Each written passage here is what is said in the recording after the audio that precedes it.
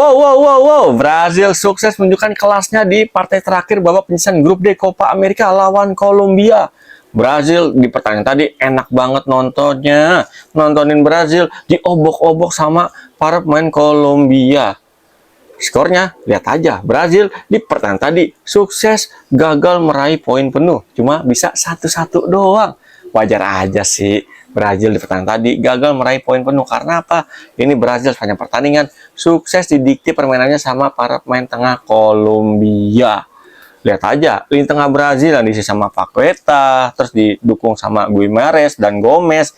Ini bisa dibilang sepanjang pertandingan sukses dikarantina sama para pemain Kolombia.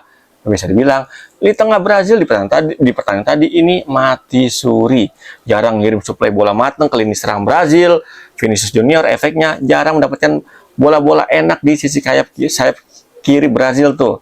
Biasakan Vinicius kalau dapat bola di sisi kiri sayap Brazil dia meliuk-liuk sampai dengan lini pertahanan dari Kolombia tuh, kotak penaltinya tuh, dan sering nyiptain peluang-peluang bagus dari sisi itu. Tapi tadi Vinicius minim peluang. Lihat aja, Brazil cuma punya total 3 shoot on target. Bahkan penyerang Brazil Rodrigo ini sering banget jemput bola sampai ke tengah, bahkan beberapa kali sampai ke belakang tuh. Endingnya ketika counter attack, ketika Rodrigo ada di lini pertahanan sendiri, pas counter attack ini lini depan Brazil sempat kosong ya kan, untung nggak dikontrakin tuh. Dan ditambah lagi tadi performa dari back sayap Brazil nih, kayak Danilo, terus di back kirinya juga gitu, jarang banget dapat kesempatan buat overlapping sampai ke lini pertahanan lawan tuh. Terbukti Danilo di pertandingan tadi menjelang akhir babak 2 baru agak sedikit leluasa untuk melakukan pressing ke lini pertahanan dari Kolombia sisi kirinya tuh. Di babak pertama sama sampai dengan pertandingan babak kedua ini Danilo agak susah untuk melakukan overlapping. Karena apa? Karena Kolombia sukses main high pressing sama dengan pertahanan Brazil sendiri. Bahkan Kolombia hampir sepanjang pertandingan sering unggul jumlah pemain ketika Brazil megang bola pemainnya nih kan. Padahal dari segi kualitas permainan, individu per individu, ini Brazil agak sedikit unggul nih para pemainnya. Tapi sayang banget, Brazil kurang bisa memanfaatin keuntungan tersebut. Ditambah lagi Brazil tadi kenapa gagal menang? Karena Brazil menurut gue ya nggak punya super sub nih untuk mengubah arahnya permainan ataupun mengubah hasil akhir pertandingan.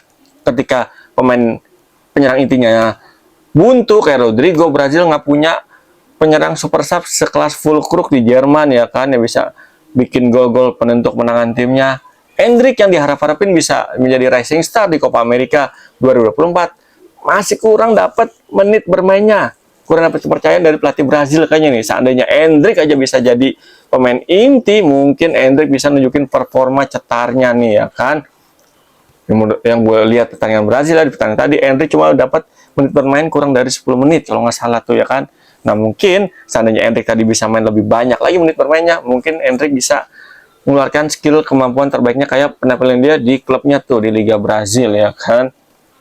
Dan kenapa Kolombia bisa oke permainan tadi? Karena James Rodriguez ini bisa mengorkestrasi permainan dari lini tengah Kolombia dan juga menjadi motor serangan dari Kolombia. Luis Diaz juga di sisi kiri sayap Kolombia juga berkali-kali sukses melakukan tusukan-tusukan ke sisi kanan pertahanan dari Brazil, biarpun jarang mendapatkan peluang berbahaya di sisi kiri, tapi pergerakan Luis Diaz, pergerakan tanpa bolanya ini oke banget loh di pertandingan tadi. James Rodriguez juga begitu tuh, punya total 3 tembakan ke arah gawang, biarpun nggak ada yang jadi gol, tapi James sangat-sangat merepotkan barisan pertahanan dari Brazil. Dan center back Brazil juga menurut gue bisa dikasih catatan nih, karena apa? Beberapa kali narik offsetnya telat. Terbukti gol dari Kolombia ini efek dari telat narik offset tuh. Back kanan Kolombia, Munoz namanya kalau nggak salah tuh ya, sukses bikin gol. Back kanan bisa muncul di dalam kotak penalti Brazil.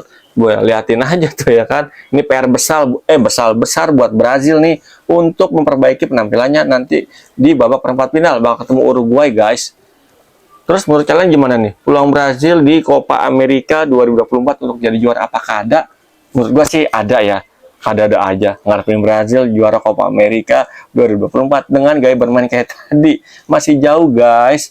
Argentina itu konsisten permainannya oke kayak Piala Dunia kemarin. Uruguay pun di Copa America bisa bilang ini menyala ya kan, menanjak permainannya sepanjang Copa America 2024. Darwin Núñez on fire, Valverde juga gitu. Nah, makanya nih Brazil tantangannya berat banget di Copa America kali ini.